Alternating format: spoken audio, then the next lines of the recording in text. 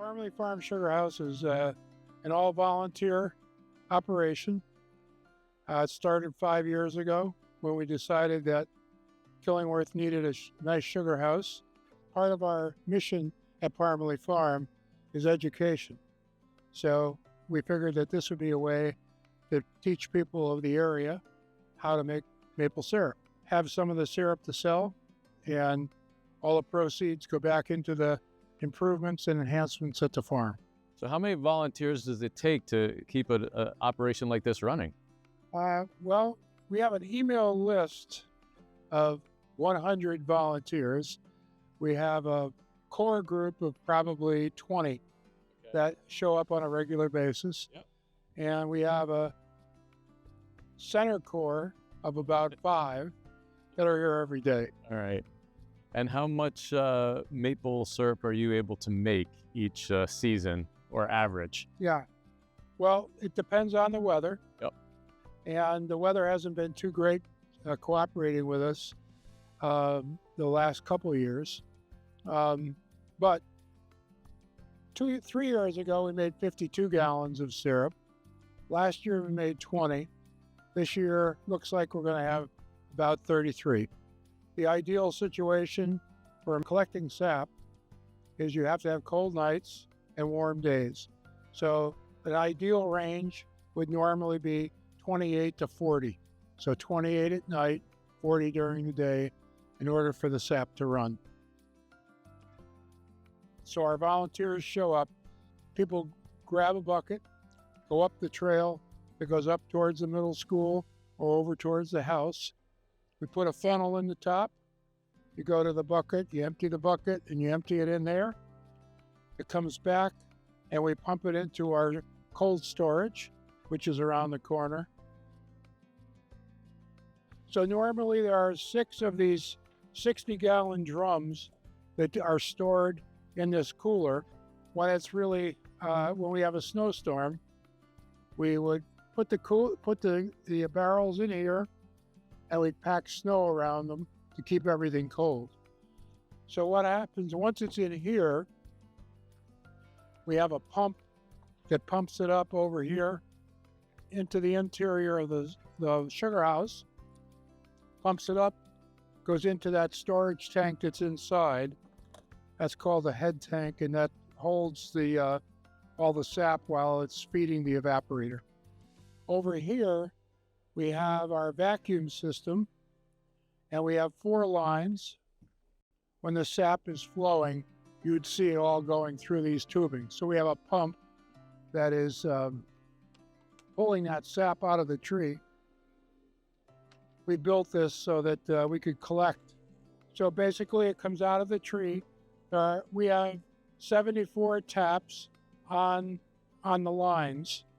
Comes up into here, goes up in here in the pump area, that is stored in this tote that'll hold 275 gallons. The ideal maple to tap is a sugar maple. That gives you the most amount of sugar content. Red maples and silver maples you can still tap them, but the sugar content isn't as much. So typically, sugar maple, the range in sugar content might be from 1 to 4% sugar. The rest is water. So depending on how much sugar content it is, so if you had 2% sugar, it would take about 40 gallons of sap to make 1 gallon of syrup. We boil it down, we draw it off, and then it comes over here to the kettles. And then we do any final finishing over here. And so that's when the hydrometer and the thermometer come into place. And we make sure we want it exactly. If you don't cook it long enough, you'll eventually get mold in your syrup. Okay, so if it's not cooked long enough, it'll be thinner and it'll eventually get mold in it. If you cook it too long, you'll get sugar crystals in the bottom. It's rock candy that develops in the bottom. So that tells you it was cooked too long. So we don't want either of that. So we cook it to the exact dimensions that it's supposed to be. And it works really well. So after we cook it here, we bring it up to temperature, we bring it over into here. This is a filtering and bottling unit combination.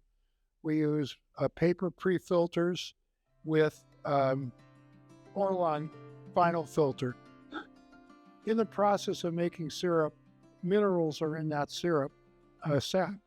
So you get what's called sugar sand or niter, and it's like a fine sand. It's gritty. It's not going to hurt you. It's minerals, but it's gritty. It's not desirable. If you eat it, it's not going to kill you or anything, but people don't like it in their syrup. So you got to filter it out. So we filter it out, and then you'll notice on this gauge, this is more of a regular gauge. We normally bottle all of our syrup between 180 and 190 degrees. What happens is you want to make sure that when you're bottling it, it's hot. So you bottle at that temperature. That'll kill any bacteria that might be in the bottle or on the top. So the person will sit here, fill it up, and pay attention to that. There's a gas burner underneath here that keeps it hot. If you go over 190, you might develop more sugar sand, because in the process of doing that, it heats it up and also more minerals. We don't want that. So that's why it's critical to do it at those temperatures. Then what we do is after the bottle is full, then it gets laid on its side so that that hot syrup hits the top of the cap and sanitizes the cap. So it sits there for about 5 minutes. Then I've already put the cap on.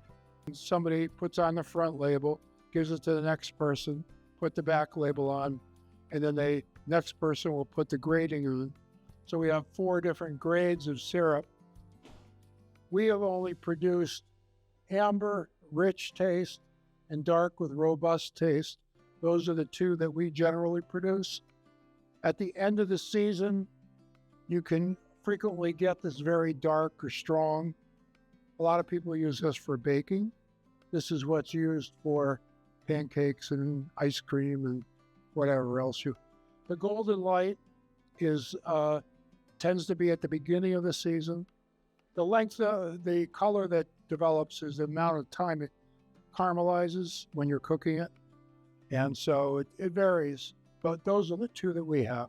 When people come in, if they have any doubts at all about that this is some of the best syrup they've ever tasted, we always make sure that here, I'll have you hold that, and we give them a sample of it.